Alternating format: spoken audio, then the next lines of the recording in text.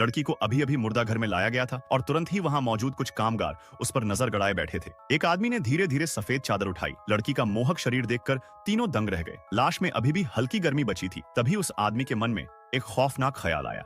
उसने अपने दो साथियों को बाहर चौकसी करने भेजा और खुद अंदर रुककर लड़की के शव के साथ सुहागरात मनाने की तैयारी करने लगा। 2.5 मिनट बाद जब बड़ा आदमी वापस आया तो छोटा साथी भी बेसब्र होकर आगे बढ़ा। उसने लाश के बालों में बची खुशबू सूंघी और खुद को रोक न सका। झुककर उसे चूम लिया। लेकिन तभी बीच में ही लड़की ने अचानक अपनी आंखें खोल दी।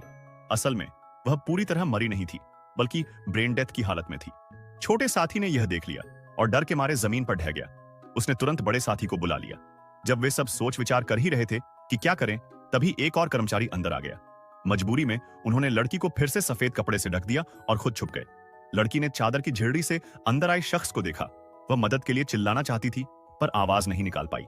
उसकी उंगलियों में थोड़ी सी हरकत लौट आई थी।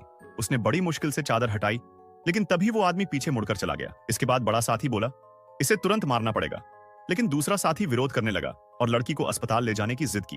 बड़े भाई को लगा कि ऐसा करने से वह जेल जाएगा, इसलिए उसने गुस्से में एक ही घूंसा मारा और गलती से छोटे साथी की वहीं मौत हो गई। अब मुसीबत और बढ़ गई। न सिर्फ लड़की का मामला था, बल्कि एक और लाश भी संभालनी थी। बड़े भाई ने जल्दी जल्दी दोनों को आराम कक्ष में छुपाया और बाहर जाकर खून साफ करने लगा। उधर लड़की का शरीर धीरे धीरे ऊपर तक काम करने लगा। वह मुश्किल से बिस्तर से नीचे उतरी और छोटे साथी के पास पड़े मोबाइल निकालकर मदद मांगने की कोशिश की। लेकिन तभी बड़ा साथी लौट आया। उसने फोन छीन लिया। लड़की बोली कि उसने पहले ही अपने पिता को फोन कर दिया है। दोनों आदमियों को लगा कि अब राज खुल जाएगा, इसलिए उन्होंने तय किया कि लड़की को बाहर ले जाकर आत्मसमर्पण कर देंगे।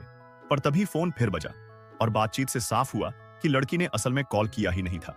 सच्चाई जानकर बड़ा साथी आग बबूला हो गया। उसने लड़की को वापस मुर्दा घर में घसीटा और सफेद कपड़े से उसका गला दबाकर मारने की कोशिश की। पर यही गलती उनकी बर्बादी का कारण बनी। लड़की ने खुद को मृत जैसा दिखाया और छोटे साथी ने दिल बदलकर लड़की को इशारा किया कि वह नाटक करे। बड़ा साथी सच में धोखा खा गया और निकलने ही वाला था। तभी उसे याद आया कि उसका क्रेडिट कार्ड अंदर रह गया है। वह सबूत बचाने के लिए लौटा, लेकिन वहां लड़की पूरी तरह होश में आ चुकी थी। यह देखकर उसने छोटे साथी को धोखेबाज मानकर उसका गला दबा दिया। लेकिन तभी लड़की ने पीछे से उस पर कई वार कर दिए। अब हालात पलट चुके थे। वह अब शिकार नहीं, बल्कि शिकारी बन गई थी।